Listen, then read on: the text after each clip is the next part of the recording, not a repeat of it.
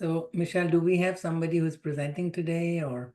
Nobody volunteered ahead, so we're wide open for any topic, any case, anything anyone wants. I thought that Nora reached out because she wanted to assess families.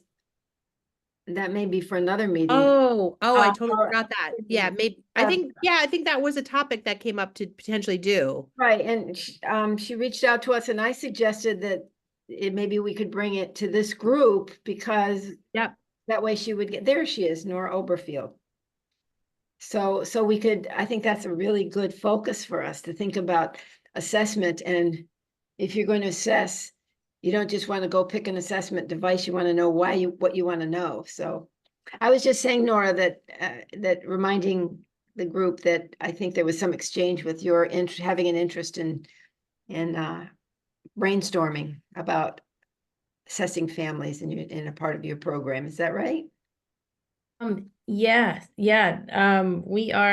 I have a whole pile of stuff that I've been wanting to have time to go over for, I won't tell you how many weeks now, but I just keep getting in the weeds with clinical stuff. So I'm kind of actively trying to move away from that clinical role a bit and have some more program time to devote to this. But yeah, we've been meeting with programs around the country who are doing programs around like positive youth development and really approaching psychiatry through that lens, approaching youth and young adults connection with mental health through that lens rather than through that kind of the more traditional going to a clinic and here's your doctor and sort of the more medical model. So we've gotten a lot of great feedback so far from some different programs as we're trying to think about expanding to involve families more. In particular, this one program with Richard Lerner through Tufts. And they kindly have shared some of their measures that they've used in their work. And that's the part where I'm trying to find time to just sit down and review the measures and see where what they've utilized in their programming connects with and makes sense for what we're hoping to evaluate at the hub. Because I think we're at this kind of turning point where we just really want to be able to show and understand how the program is doing in a measurable way, and it hasn't really been done yet. Yeah, I recently connected with Warren Ng, just talking through that a little bit more, and he said, hey, why don't you reach out to the ACAP family team, see if anyone has some additional ideas. So that's where that kind of half-baked email I sent out came from, Betsy, where I didn't have fully formed exactly what we were looking for ideas. So that's why I didn't get to your question just yet, but it's more just seeing what approaches to family assessment have yielded some measurable data versus ones that sort of maybe were hoping the intention was that they would work well, but sort of fell flat for one reason or another. I think it would be really helpful for all of us once we get launched with everybody here to hear a little bit more detail about how these programs work, what you actually do with the kids, what you're hoping to achieve, and then also what you would want to know about and what would you want to know about with the family, because there's a million ways to assess family, but they certainly don't all tell you how to intervene. Right. Right. This is exciting. I think this is really interesting. I love this as a way to reach youngsters who just they might be forced to come in one way or another, but they might not cooperate. It seems like a great approach. Yeah, so we're very appreciative and grateful to the team at Tufts to even share some of their work with us. And they're being very friendly about use as long as we signed this consent, and we'll of course give them oh, Neha, you're here. You might know the team. Richard Lerner's team. He does a lot with positive youth development. Where I work, we've been in connection with him and are trying to talk to him about measurement tools that have been successful and helpful in their work. So it took a bunch of months to get the right person from our department to sign this particular consent form to even be allowed to look at the measures. And now we have them, and we're just very grateful for the collaboration and sharing approach. It's wonderful. I'm so happy. Is it something, Nora, you would be helpful to talk more about today, or we don't have to, we were kind of open today. No one had acknowledged ahead a case. We can talk about cases, anything folks want to do. I wonder if it would be better to kind of defer to once I've had a chance to sort of look through Yeah. some of the Yeah, stuff no I pressure. have already. I don't want to waste anybody's time. I think I'll be a little more focused, perhaps in just a bit. Awesome. But I appreciate that offer so If much. we have time, it would be helpful for me to be able to ponder it if I knew more about the program, even if we don't go into the question about measures. So if we don't have something that shows up specifically to talk about, or even if we do, to carve out a little time about that, because I wouldn't be able to even think about measuring whatever unless I know what the program is. Sounds good. I'm happy to do that. I'm also aware the last couple of times it's been kind of my team taking the limelight here. So I want to give space for others to join in as well. So if we don't have a case, I have a couple clinical scenarios which I would love feedback, which I've been struggling with. So one scenario is family members of faculty who are working with us, because when we are working at the university settings specifically, which almost all of us or most of us are doing, so we get requests, So, and like I direct CL service, and I have relationship with so many pediatric teams as well, and they reach out to me. So, and sometimes it is like challenging to learn about the dark secrets, frankly speaking, of our colleagues. So that part, specifically in family work, not necessarily abuse, but, and I can give you some specifics. And second issue is that similar to that, there's a colleague, and how to deal with teenagers or young adults who admit to lying. So how to address lying in family work, So I think those are the two clinical scenarios. I'm happy to give more specifics, but we can, let's see if it's generated some interest. Yeah, I mean, those both sound like fascinating topics that we can all relate to, I think. Everybody okay with that? For Kala to leap in? So I can tell you the first scenario, how it came up. So one of the EMOC attending approached me for technically individual work with his daughter, who was at that time 8-year-old. And they have like significant family conflict. There were three older brothers at that time. I think the oldest was 16, 14, 12, and then 8. 8 was the youngest, was my patient. Wife stopped working to support the husband when he was going through residency and fellowship, and had a lot of resentment against him because he was not giving back the same. So, and then he started coming initially for some of the sessions, and then of course he was busy, so he stopped coming, and it was more work with mom and daughter, and then later on it became just like individual work. So it kind of transitioned. But when I was working with mom and so there was few things which were very difficult for me to handle. And one of the things was that the husband was kind of cheating, and it was cheating in ways which was very interesting because it was a faculty member, like wife of a faculty member, and was living in the same apartment complex.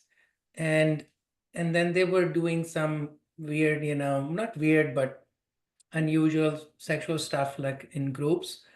So, and then she was disclosing probably as a resentment against her husband that he was making him do that. So it became a challenge for me because he's my colleague as well. I'm seeing him in Hemong service, and now it affected me and my relationship with him, which now is several years on. So I just so this is kind of that clinical scenario, and I would love to hear like because first is that I was definitely going into that rescue mode and trying to join more with my patient and wife, but then who knows what else was going on, which because husband stopped coming. Helen, how did it get disclosed? Was it in collateral time with the mom when you were Yeah, working? not in front of the So child. none of it was related to the kids. Okay. Yeah, so but that's the thing. So why it was related to the kid is that Hmm. they would that person would babysit her. So that The person would person that dad was having the affair with? yeah. So Okay. this person would babysit my patient, and because they were living in the same building, same apartment complex or condo complex.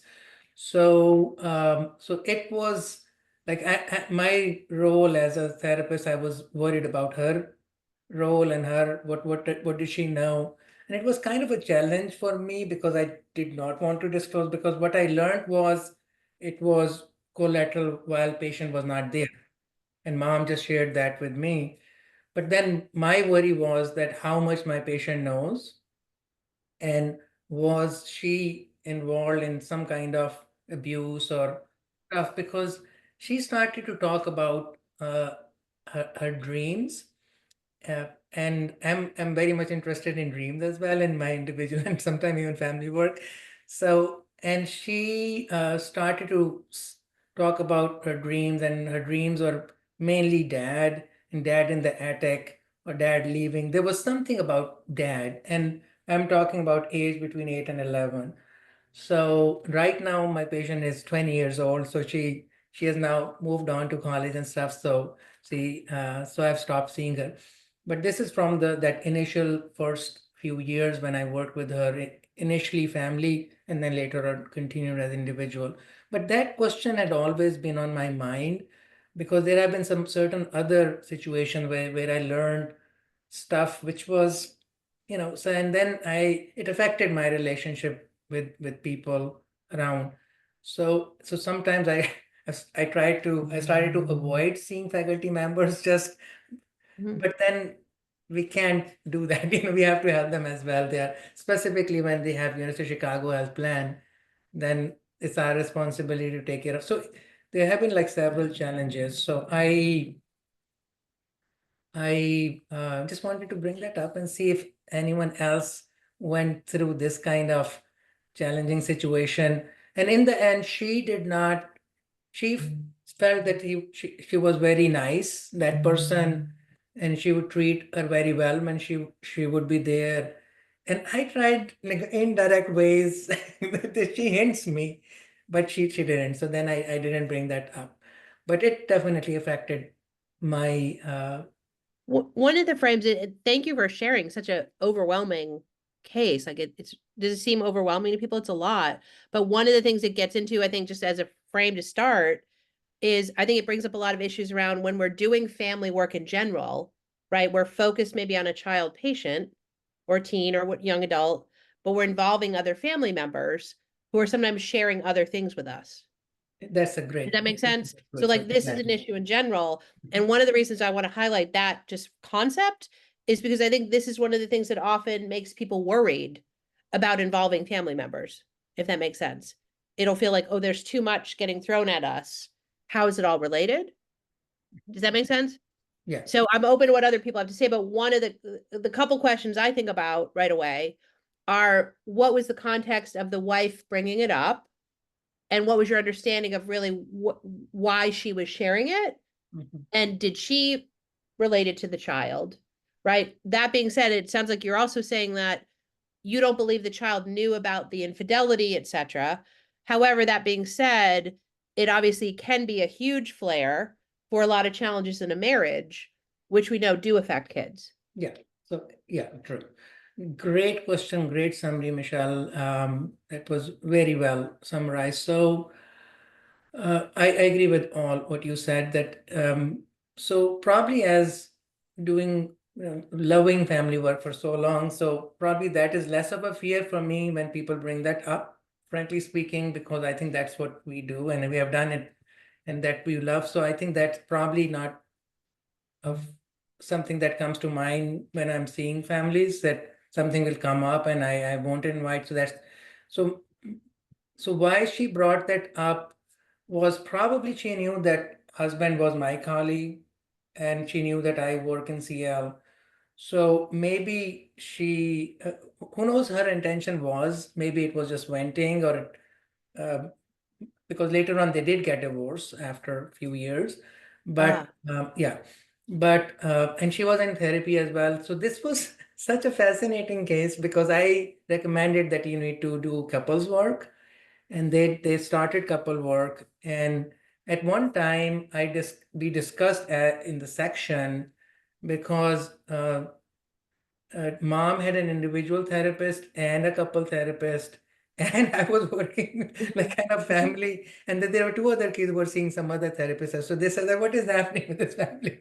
The whole department is trying to support this family. So that's another kind of an issue. But I agree with you that so this was challenging for me because the details were so specific and intention. I felt that because she knew that I had a relationship, so she wanted to for me to join her. But Probably, it's at some, in other words, at some level, were you worried that she was kind of acting out to shame her husband in front of a fellow faculty member? That was my worry as well. Okay. But this conversation also led to the referral to couples therapy? Correct. Mm-hmm. Okay, got it. This is a really maybe dumb thing to say, but sometimes when people bring up things that I'm not quite sure what they want me to do with, right? Or if it's a little far afield, I'll just say, how are you hoping I can help? I mean, I know that sounds really dumb and you probably had some version of that, but I think it's important because sometimes we're surprised once we hear what they actually have to say. Right. I think that's Like it may have partly been her wanting to shame him because she was so angry, passive aggressive, partly because she was desperate for help and wanted someone to say to her husband, hey, here's a couples therapist you can go to. Right. But what are other folks thinking just about that sort of piece of it? This is not related to the family therapy case, but I'm just reflecting on my own individual therapy. Sometimes I vent about stuff and then my therapist asks exact same question as Michelle asked, and then that helped me reflect. I was like, actually, I don't think you need to change, you need to do any intervention for me to change anything. I just need to vent. And then he's like, oh, okay. So that's the purpose of you bringing Like that not be up. alone with a painful thing. Like, Yeah. Yeah, but that's a lot, Khaled. And you've been seeing her for many years too. I just want to commend you. You must be, having this emotions and stuff while seeing her, and yet still kind of keep boundaries and patience, confidentiality and stuff like that. So just want to commend you on that. Yeah. So and again, not going into like detail of the whole case, but this specific scenario, like how do we deal with these challenges when we are working in these institutions? That did you have any kind of similar experience, or if not, then you're going to have it at some point because it's bound to happen probably. So individual or family work, but this was again started family and then transitioned to it's interesting because part of it in everyone's community is small, right? Like I feel like Rhode Island's really small. So like there's no way I could be practicing here for 27 years and not treat people that I in some way know. You know what I think it happens everywhere. That's the nature of community. Right? What I always tell myself in these situations, which is difficult, is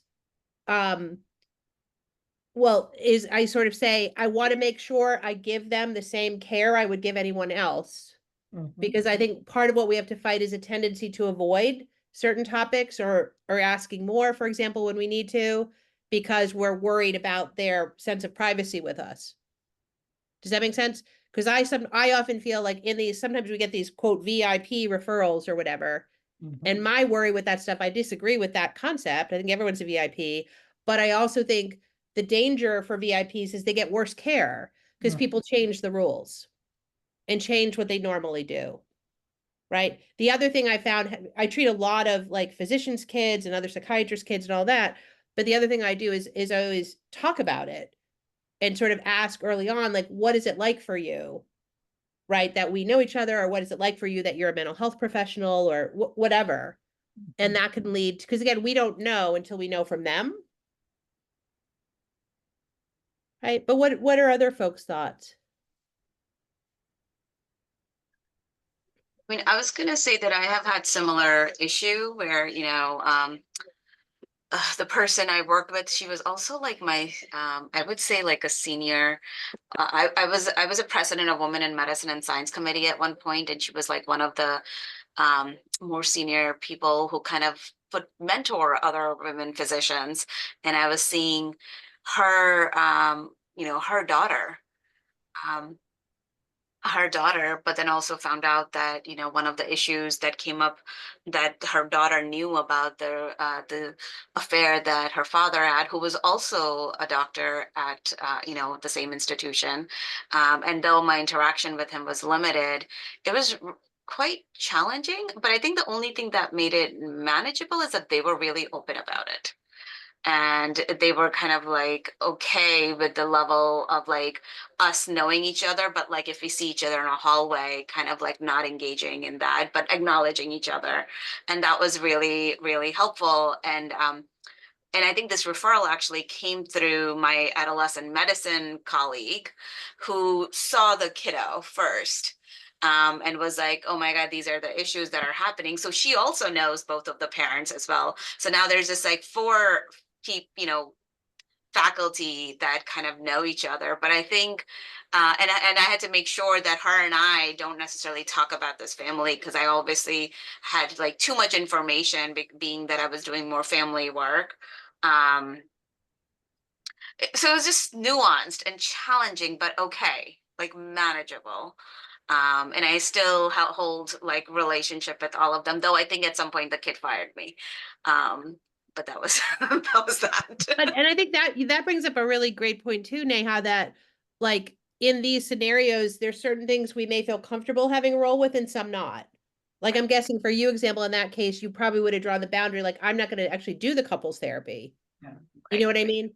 Like because it's too conflicted, and similar with you, Khaled. So it's like sometimes you can do some, but not take on everything. Very true.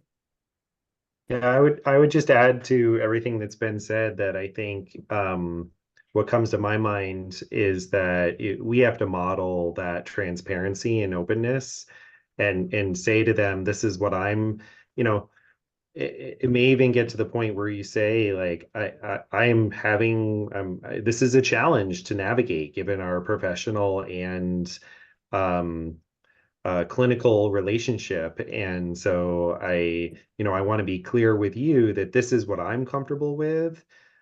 This is how I'm going to navigate it in the treatment setting, and how I'm going to navigate it in our, shared work setting. And I'd really like you guys to reflect on that and tell me what you're comfortable with, so that we can make sure we're on the same page to move forward. And because I don't think people are necessarily going to do that. They're going to make assumptions, and like you were saying, Michelle, and I know this comes from you years ago, but they're not going to share. They're not going to be open. They're not going to be in a trustful therapeutic relationship with the therapist, with us, unless they have said this is unless there's clarity around what the structure is going to be in the communication. So Great point. And- One of the things, yeah, go ahead, Dan. I was just going to say it's hard because I know I've found myself already into treatment, several sessions before I realized that we need to really be thoughtful about that. But every time I've kind of done like, let's take a time out and make sure where we are, it's been really helpful. Whereas the times where I've tried to just keep going, even though it hasn't been figured out, it was much worse. So it's worth it to be really clear about it. Model transparency. Yeah, I love that. One of the things which I tried to do at that time was encouraging mom, like I was trying to understand the intention, like what might be the reason. And I encouraged her to discuss these issues with her individual therapist, because we are not working individually, working, because I'm in that family set. So differentiating, although it is kind of relevant for family, but is it the best place? So that was my kind of encouragement whenever because it happened like for several sessions that she would go back to, Oh, wow. because maybe, I don't know, she was trying to see my response and I was not giving her response of what she was thinking that I would do, like maybe empathizing with her or in different ways, or I really don't know. So What a related point to that, Khaled, is, and again, I'm sure you did some version of this, but I never want to miss the opportunity if parents are bringing up something that the kids don't know, yeah, the parents don't want to share. I still would never miss the opportunity to ask the parent, I understand what you're saying, your child's unaware of this, but how do you think the fact that this is going on in the life of your family is affecting your child? Yes. I think that's a very different question. Yeah. And I think so often with parents' marital issues, because it's so overwhelming to people, I'm sure part of what was going on with this woman, she was reeling. Yeah. Like, I don't know how close it was to when she found out, but Right. people really get into like a traumatic spin, right? Yeah. But we want to always raise their awareness about how it is affecting the kids. Yeah. And it sounds like at a gut level, you knew it was affecting the child. Mhm. Does that make sense? Yeah. And then to riff on that just a bit, I think one can always go back and say, and pull on their parenting. How do you think this Right. might affect your child? How can I help you to help your child in this complicated situation? That's a question that could go to each parent if you see them separately for some reason, but also together if they know, and they, but you don't want to deal with the content of what's going on. Let's figure out how you guys can figure that out somewhere, but let's work on helping to protect your child. What would be helpful? So, and I think you can accomplish a lot on behalf of the child by having there be a boundary. Like we're talking about parenting here, we're not talking about, your marriage. You've got other people. And that being said, that's a great way to frame it, Betsy. And also, especially as kids get older, right? There is different ways parents might talk to them about their marital troubles, right? Mhm.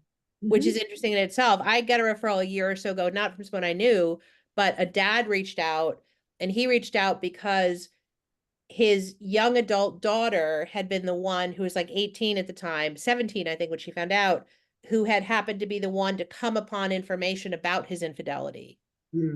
So she had carried the secret for a period and then ultimately came out. Wow. And he was seeking help because it completely blew their relationship apart. He and his wife were then still trying to figure out what they were even going to do. So I guess part of the point is these things can come out in all different ways. And sometimes people know even when they don't seem to know. Yeah.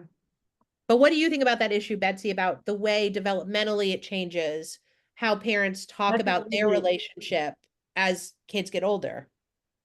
I was actually sort of tracking in a different dimension, which is, and maybe related to this, which is like, what is the meaning of infidelity to all of us as clinicians? I mean, we tend to go, and worry about it. But there have been some people early on in the family therapy theory realm that have talked about affairs as something that has actually helped improve a marriage because they find out something. I mean, I never could understood it. I mean, it wasn't. I didn't do a lot of marital work. I do, usually a large family, but I think that's a really important thing for us to sort of say, okay, there's infidelity going on here, but think about the word infidelity. It's like it's such a a trigger for our, I danger. think by far the most wonderful book I've read on this very subject that people have probably heard of is Esther Perel's book, Oh, State yeah? of Affairs. Yeah. It's a remarkable book. And one of the things I was thinking about that she talks about in that book, but relevant to this more generally even than just affairs, is what does secrecy in therapy mean? Yes. And she does a lot of couples therapy, but the reality in couples therapy is people have different stances on how they manage secrets. The thing I love about her frame on it is what she says is secrets are the therapy. Meaning, like, couples are coming to you because there's things they can't talk about together, right? So very often in couples work, and I do this when I do couples work, early on, like I'll meet with a couple together, then I'll do an individual meeting with each and then come back together, right? And talk about recommendations. Mhm. But it's not an unusual thing that someone has topics that they don't feel they can yet talk about with their partner. Right, right. Does that Yeah. make sense? And she talks about it in a much deeper way. That's wonderful, but I love that frame on it. What's the name of the book again? Because she has a few The books. State of Affairs. State of Affairs. The Just other from thing several years ago. Yeah. about Esther Perel is that she is extremely non-judgmental. Right. mean- Well, she talks about even in other countries how secrecy is viewed very differently than in the United States. Yeah, it's actually framed as, okay, we're going to have a secret here. So Well, don't do not that. just that, but yeah, and even more complicated. Like sometimes there are good reasons, perhaps, to protect people by not sharing things, Yeah. or right, whatever it is. The other thing I would say about this topic with marital issues in kids is that one thing I remind parents about, besides trying to bring their awareness up about whatever's going on with them is affecting the kids, is it's not an all or nothing thing in what they share with the kids. Mhm. Right. In other words, if parents are in a state of marital crisis like that, they don't have to share there's an affair, there's this or that, and the other, but they still could share something. Right. Like we're working on our relationship. Yeah. So it Just was, kids knowing that is reassuring to them. Sorry. it is incredible. This discussion is so rich. I so appreciate, your input.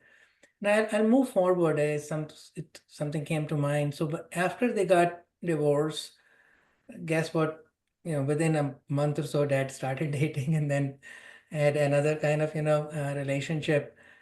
And I think it was few years before she, I kind of, we graduated her to another therapist. So there was a family tradition of them going to a lake house every summer. So she went, and now dad was with his girlfriend who had her two children with. So six total children, three siblings, four siblings total, and two. And I asked her how was that for her to be there. And she said that it was very challenging because I was just seeing my mom everywhere because she had been going with mom for past 14, 15 years, and now suddenly there was another woman. So it was very interesting conversation with her. So any comments about that as well? I mean, I think that issue is so complicated with people moving on to other relationships and blended families, right? Right. And the challenge is that what often happens, the dad moving on to this new relationship is often very positive about it. It's Right? very It's possible. exciting, they're relieved, all this stuff. And what happens very routinely is the parent can't make emotional space for the children having a different response to it, and the loyalty bind that is always there for kids, always there. Right? So a lot of the work around those issues is helping parents first see that and understand that and normalize it. It doesn't mean it's not a good relationship. It doesn't mean any of that, but it's going to be fraught in these ways that kids need help talking about. Incredible. Does that make sense? But this is it's sort of a normative thing. I have an amazing paper I think I've shared. I know we have it on the thing on blended family issues, but it's an incredible dissection of all the different layers of doing this work with people and it goes through the main themes, the insider-outsider dynamics, the loyalty binds, the need for parents to put aside their own stuff and spend one-on-one time with their kids, have these kind of conversations. It's an amazing paper. I'm glad to share it again. Amazing. But these are all normative things, right? That we need to help people talk about, as Dan's saying. People don't just talk about this stuff. Right. So It's also, I think oh. Neha, you had a. oh yeah, go ahead. So it was at I raised my hand earlier when we were talking about secrets and other cultures. I do think that they're very different, and this is not in relation to family work. It just kind of brought a story where when I was a fourth year medical student, I did a rotation in India, in part to spend more time with my grandfather, but also kind of like understanding different healthcare system. And it was really interesting. I was rotating through a male internal medicine unit, and one of the people that we saw was a 21-year-old kid who had I forget what it's called, where the lung and the aorta are like crossed, the I forget the name of the Coarctation thank you, there you go. Oh, or yes. transposition, one of the two. Yes. Yeah, coarctation of aorta. And I was like, could never have seen that, as a medical student, was like blown away. But this kid was alive, because most kids don't survive without surgery. And he was 21, and but looked like a child, obviously, because there was the growth stunting that was happening. And when I knew enough about the illness, where I'm just like, well, why is he being admitted to this inpatient unit? And they're like, well, the father wants him to be seen for surgery. And I was just like, in his 20s, I mean, like at this point, his pulmonary function is like limited. He's not even like, doesn't qualify for a surgery. So I'm having this discussion with the attending, and then he's just like, yeah, you're right. And I was just like, so why did anybody admit him? He should spend his time at home with his family. And why are we not communicating that part, that he, like, no matter what, he has limited time and like, to live for. And they're just like, well, we don't take hope away from families. Mm. And I was just like, does this kid know? And they're Mhm. like, no. And so like there was this, it was mind blowing having, been raised in America. So I think my thinking is very Western or Americanized. I was just like, this is like I felt that there was like ethical issues in my head at so many different levels that I actually could not come back to the rotation. I started skipping the rotation because I was like, it just felt wrong at so many levels. But now thinking from what you guys are saying, that's true. I think there is a cultural component that it's okay to have secrets if it's in the service of protecting people from emotional harm. And if it's culturally, Sorry. and if it's culturally consistent. I mean, it's understood.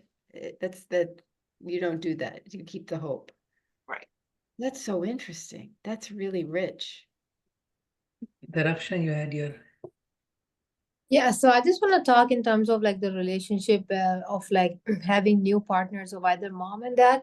So I'm kind of like talking to kids here, and sometimes I don't feel like what to say because I just had a kid like an hour ago, and she said like how I asked her like how's your family life? So she said, yeah, I'm living with my stepdad, and I asked her like how does he go along with him? And most of the kids, like not her only, like a couple other kids before, they just say like we don't talk, we just don't talk. So I'm surprised, like he is husband of your mother, you are living in the same house, and you guys don't talk. So what would you recommend? Like, what are the things that we can talk about? Like, in terms of like making them comfortable, or like how to navigate that? Because I just feel like blank. Like, I just stop the conversation there because I don't know what to say. Any input regarding that? Thank you.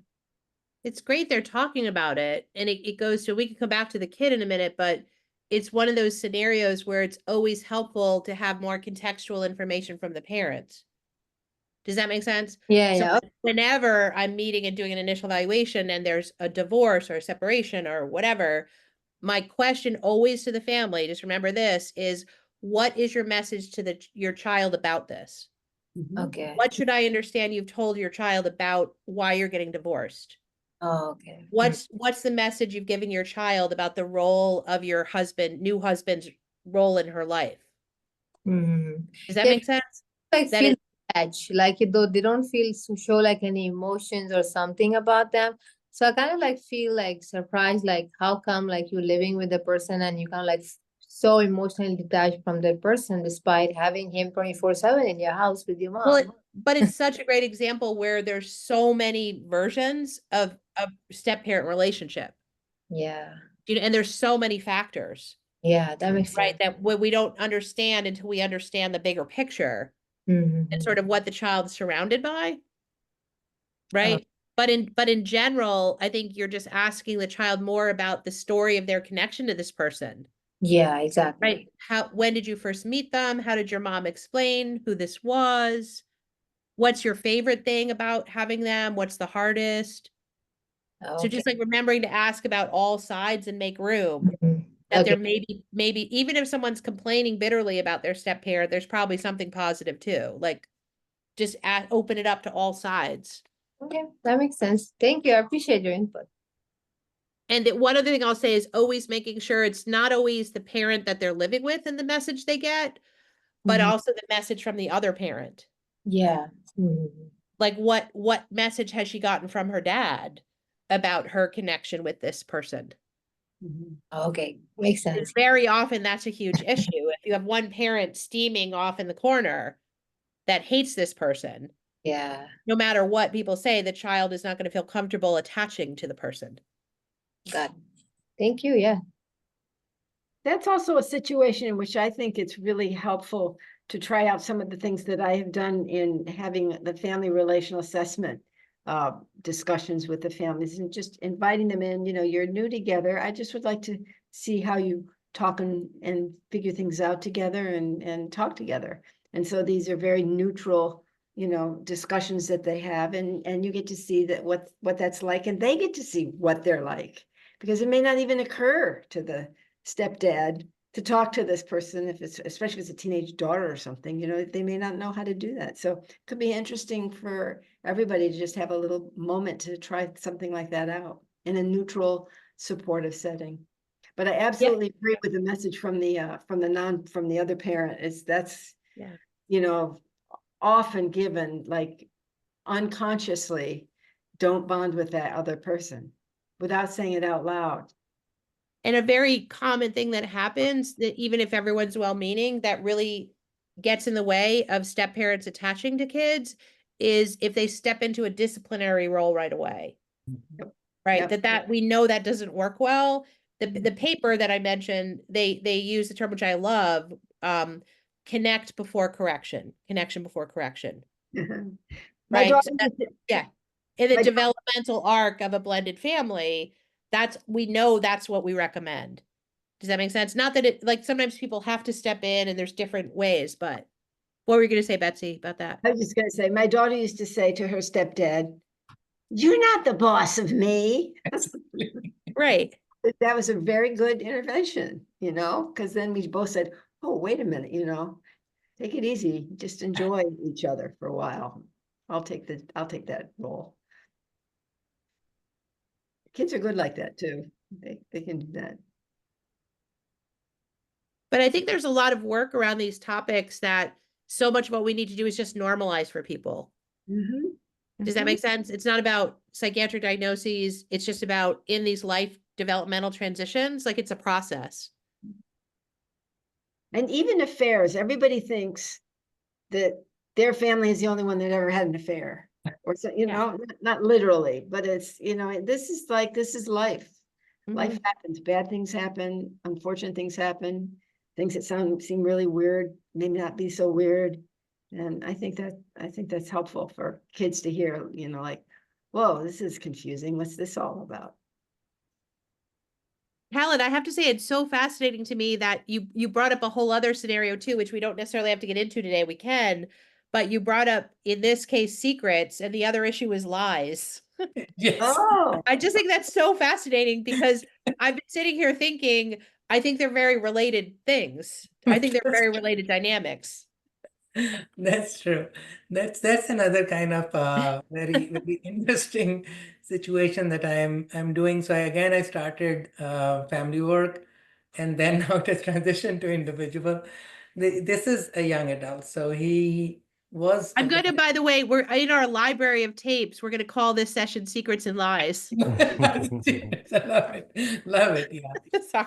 So this patient, so basically, mom is a nursing practitioner in neurology, and she emailed me that kind of, because I had connection with her through CL, and then said, I really want you to see. And I said, well, he's 19, he is UFC student, he can just go to either counseling or maybe no, I really want you to see. I said, well, so I'll have to meet together, and so she said, fine. So we started that. We You have to met. stop being so likable. Yeah. So we did like few sessions together, and then it transitioned into individual work. So his presenting issue was that I lie. That's the funny thing. Oh, that's great. That was so great. But the thing is that once we stopped family work, and then it became a challenging for me that what is a lie and like, and sometimes I would ask, so okay, let's, Johnny, I'll just say Johnny, say Johnny, tell me that where are we at, like that lying scale, this whatever you share, where it is at that lying or lie scale, jokingly, and he would say, no, it's like accurate and whatnot. But their parental relationship, like mom refused to tell him who is his dad. So he, yes, Neha. So, and so basically I learned, because genogram is the first thing I do, in the first session. And mom didn't want to talk about it. So we discussed a little bit, and then I learned probably fifth, sixth, seventh, eighth session that he's a product of a sperm donor. And mom knows it's an open kind of, it's not like from a bank.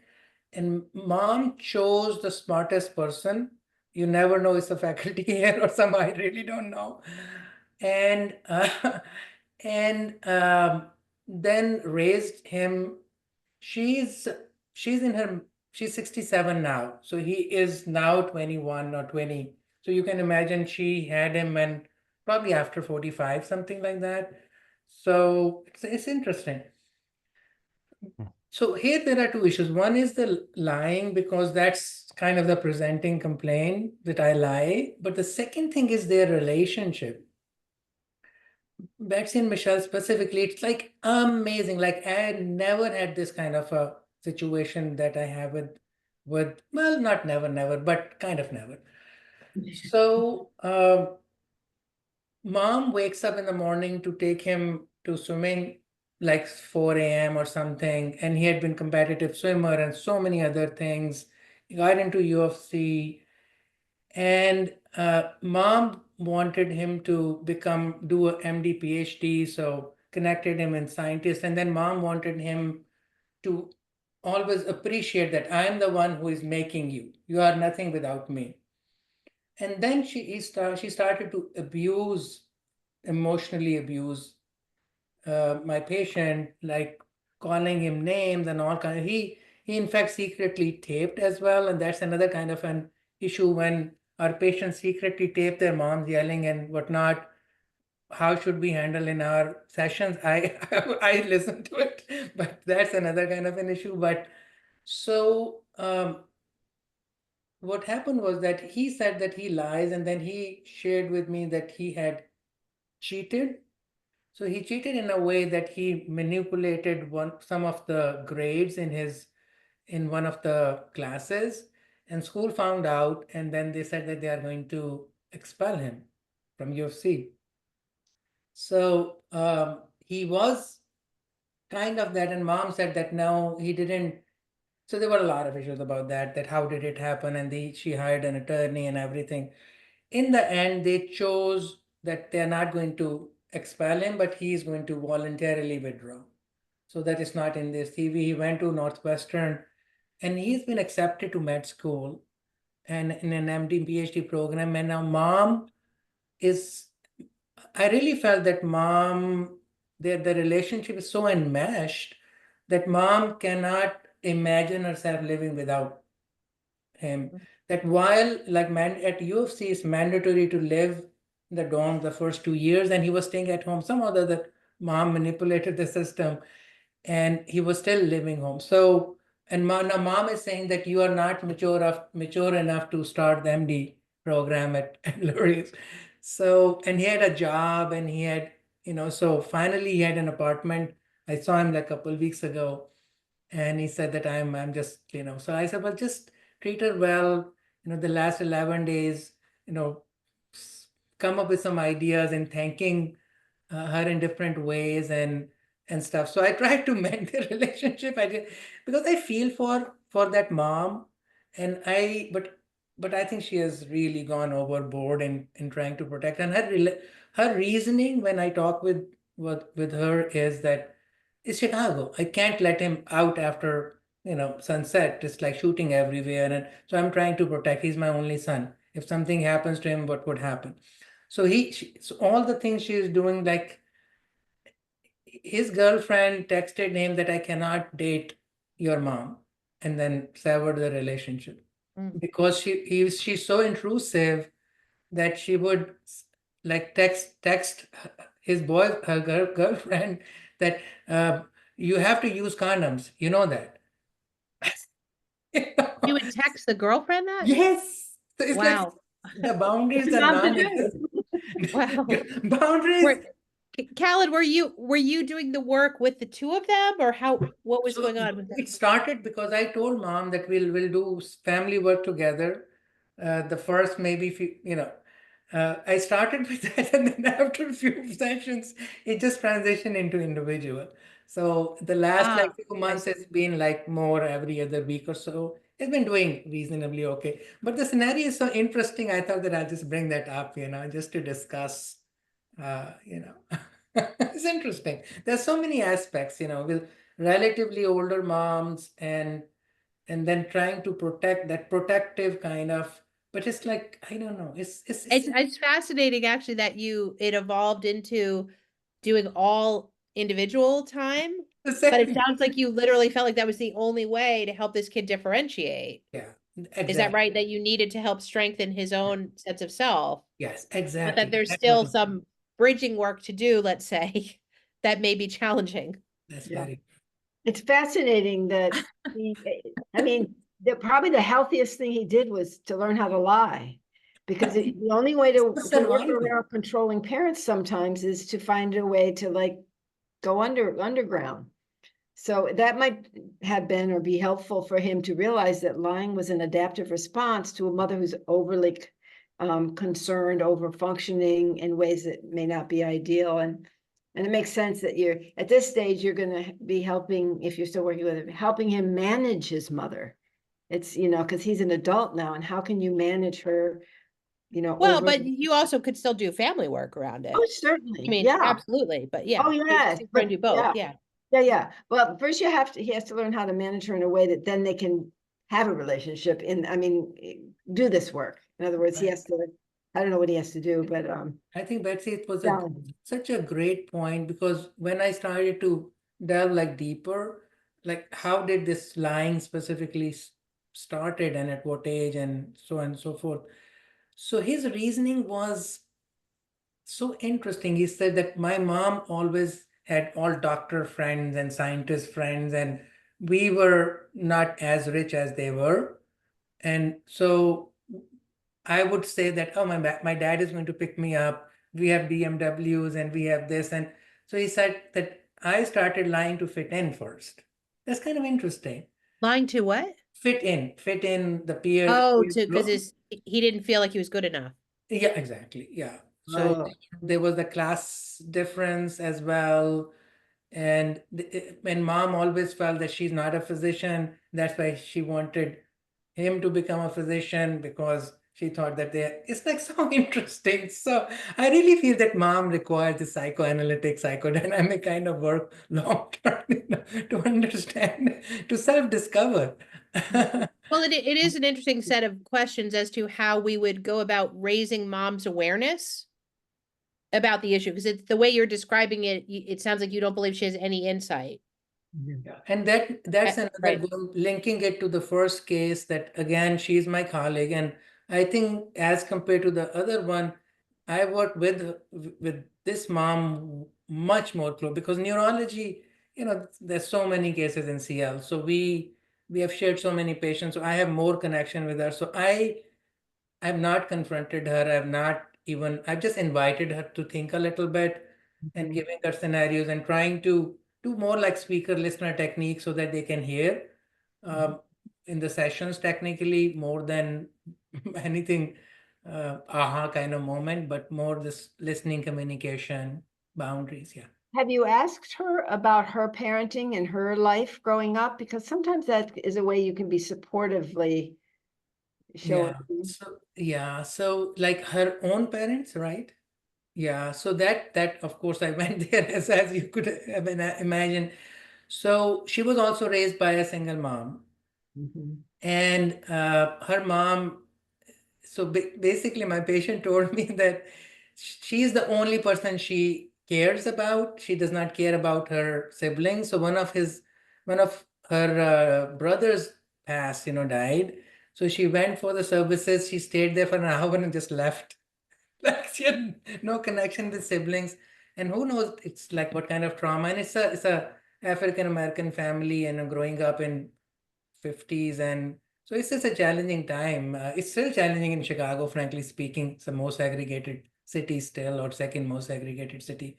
So growing up that way, so there are so many cultural, ethnic, race kind of underpinnings also. I think that is a partial explanation of her overprotection. Is that I have seen in the past with working with African American moms that they seem so understandably desperate to protect their children's well-being and to help them to thrive in a difficult life. Really interesting families. Lovely. I think it's interesting, and there's so many ways to do it, but I love how thoughtful you're being about how to get them both what they need and how to get the dyad what they need. Does that make sense? And again, as you've talked about before, your relationship with the mom makes it trickier, right? Because there's ways we could do this work where, again, when we're doing family work, we don't always have everyone in the room. Right. So sometimes if I have a case like that, I'll do some meetings with the parent. The kid knows about it. Yeah. It's all on the table what we're working on, and then we come together. Does that make sense? But it sounds like given your relationship that maybe that would be better carved out, at least for mom to have her own therapist, and then maybe still to join you with the kid for some stuff. To give her more support to tolerate some of what would be hard. And I tell you that probably is my countertransference that I was even unable to tell her, like with the other family, I was very open with both of them that couple therapy would be important and individual and everything. But with her, I couldn't tell her that you should be in individual therapy. I could not. Yeah, that's what I'm talking about. And we all deal with that where we're gonna act differently because it's a colleague. Does that make sense? So that's the thing to push against. Yeah, true. Because and then to say, like, VIPs why are am I not getting recommending someone I would always recommend in this situation? Not that it's easy. Yeah. On the other hand, the person to whom you would refer her wouldn't necessarily get to know the weird dynamics with her son, which is an important part of who she is. So in a way, these. So But Khaled would talk to them about it. That's why we have to talk to them. Yes. If you could have that kind of collaborative referral, yes. Yeah, absolutely. But I was also going to say that if you had the time and the space, that you would be ideally positioned to be understood, and to the extent that you're helping her son, she would trust you. And to the extent that he feels like he's moving ahead in good ways, that might be. It's just, there are many different ways to do it, I think. One of the frames that I like using in these cases, which can be hard when there's a lot of this enmeshment, right, and lack of boundaries, but is normalizing that there is a trajectory of a parent-child relationship changing into adulthood. Right. And I often start talking about that with teenagers as well. Oh, you guys are getting to a place you're going to start to have a more adult relationship. Now, part of what that means is parents sometimes disclosing more right, than they would, or talking differently about things in the past now that the child's older, right? And some of it is the parent tolerating they're not part of every decision. Right. And what needs to happen in their dynamic so Right. that the most important thing I always think, if their kid needs help, are they going to reach out? Right. Always the most important. Right. Do you trust yourself? Mhm. Mom, do you trust your kid when he's in med school to reach out to you when he needs help? Because you're not going to be talking every day. That's a really, really good point. But I think we have to start that stuff like in adolescence Right. because it's a normal developmental process. True.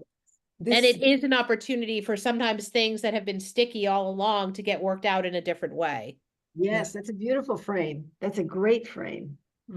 That's a really, really, really very well said.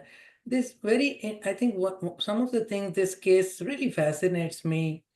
Mom still want him to do chores like as long as he's there, but his chores are very interesting, Michelle. That mom would ask him to do laundry, like her garments, undergarments, and everything, and he would fold them as well. That's like there are certain things which are like really off for me. Like, Yeah. come on, you're a mom, and he's like teen. Well, it feels almost like a spousal relationship. Yeah, Not, this is exactly I feel it that feels different. Yeah. Yeah. this is so enmeshed that there are no. And that's why stuff like even talking about over time, you know, if you do that work with them, like what's the child's hope for his mother in terms of relationships in her life? Yeah. You know what I mean? For them to be able to say, like, hey, mom, I wish you would date somebody. Like that, you know, that may be a good conversation. Exactly. And we had that conversation with him when we were working individually. But it's good to do like, what's the positive part about having more space in your life, Right, mom, right. that you don't have to do X, Y, and Z for him? Yeah. Like, what's the most exciting thing that you want your son to know maybe you're going to explore? Right, right. My worry is that she's going to really fall apart once he leaves because Yeah. this is whatever relationship is holding her.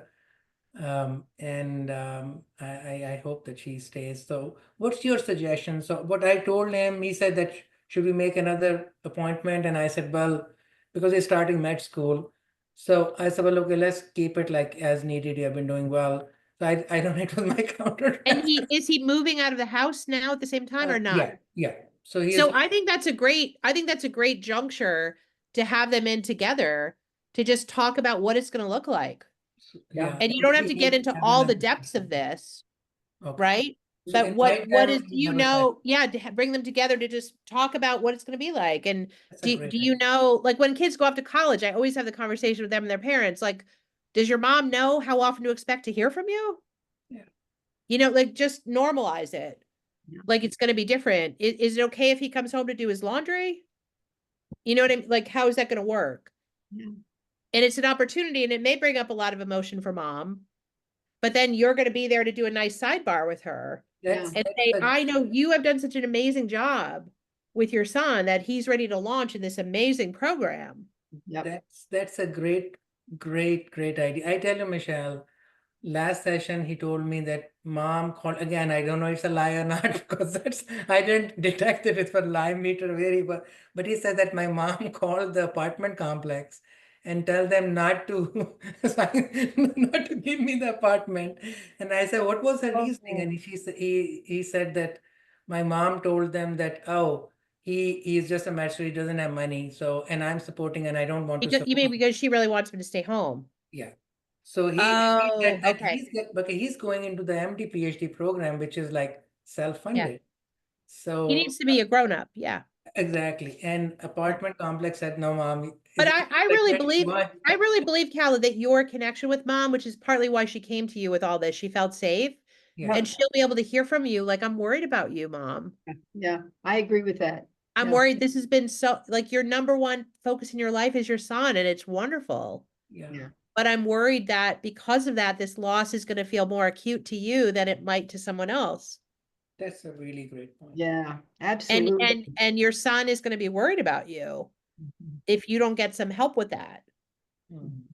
And in the meantime, I think that Khalid could do some help himself, just as you're saying, around this transition. a parenting Totally. approach as a parent. I What love do you I think? love using transitions as a way to get everybody in and get another level down. Dan knows this, right? Okay, all right, you're starting high school, come on in.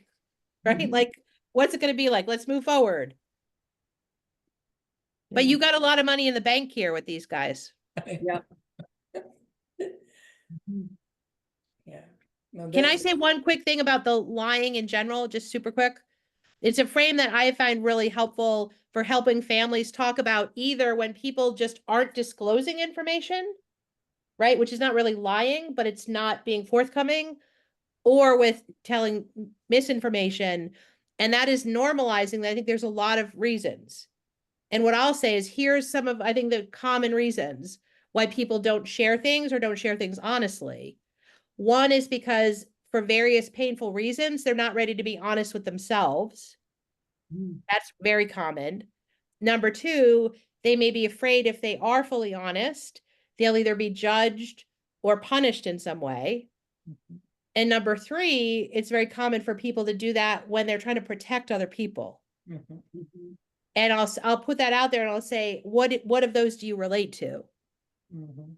But I think it's a really good frame. So again, we're not vilifying people. It's kind of going back to the fact that when people keep secrets, it's generally to avoid pain of some kind. Mhm. Or to protect somebody. Exact, all of that. But I like the multiple choice version of it Yeah. because it really allows people to think. And it also works very well when parents are frustrated, like, why won't my teenager talk about these things? Right? And it's like, well, actually, there's a lot of good reasons. Let's talk about it. And all adults can relate to those things too. Right? Because then they're like, oh yeah, I do that too. Mhm. But it's not you're a bad person because you're lying. Which is a specific issue. I mean, if someone is a budding sociopath, Yeah. that's a whole different issue, but that's not what we're generally talking about. Yeah. Amazing. It's too bad these cases left us nothing to talk about, Khaled.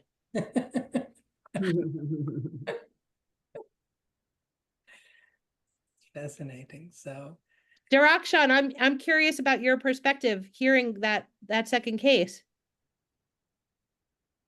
Give me a second, there's someone. Oh, sure. okay. Then Dan, it's up to you. Yeah, Dan, you've Good. been taking all that in. What's your thought about this emerging doctor going off in the world?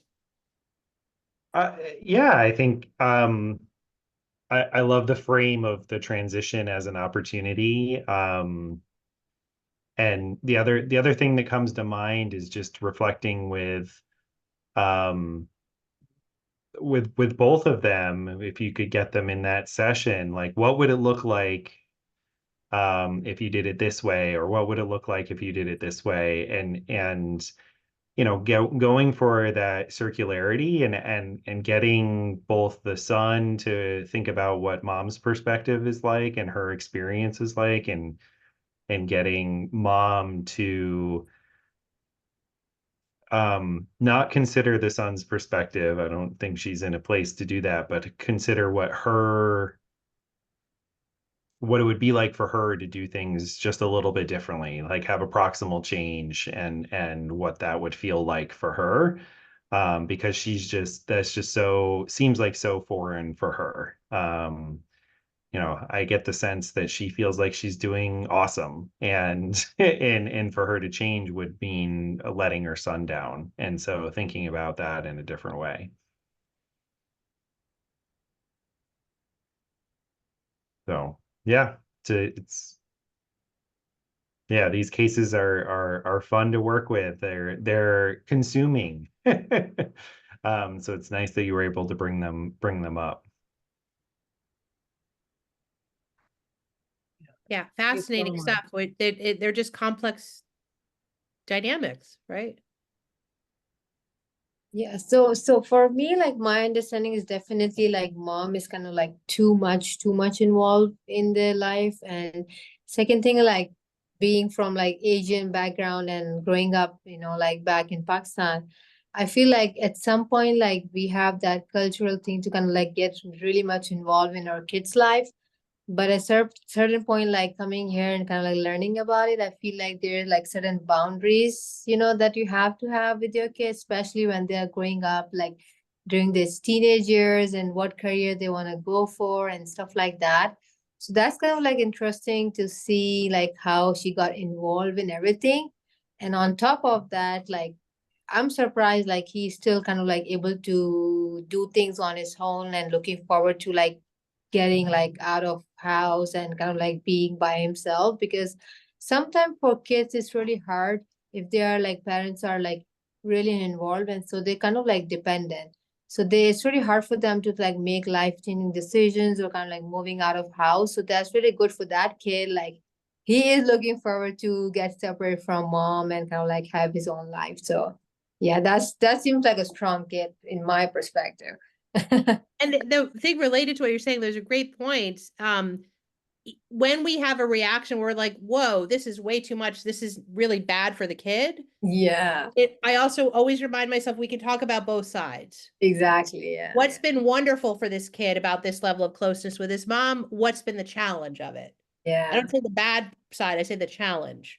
Yeah. Child, a good And word. similarly for mom, right? All these things she's going to miss about him, but I would always throw in like, what are you not going to miss so much? Yeah. Like that's just normal. Like, yeah, but I won't have to do so much laundry. Like, great. Yeah. That's okay. That's lovely. Bye, everybody. I have to go. Betsy has a Oh, meeting thank at- you so much, Betsy. Great to Oh, see my you. pleasure. Thank you all. I've always learned so much hearing from everybody. Thank you. Likewise. Yeah, I Well, think great stuff, you guys. Should we wrap up? yeah, I think so. It was so great. Thank you so much, Michelle, Dan, Raksha, and everybody else who you know, Well, I so appreciate your sharing. These are Yeah. tough cases, like heavy loads. interesting It cases. is. All right. Well, we have our big committee meeting I think in 2 weeks on the 20th. And then Seattle. Yeah, it's exciting. Okay, thank you so much. All right, bye guys. Bye, Have a great night. Bye. You too.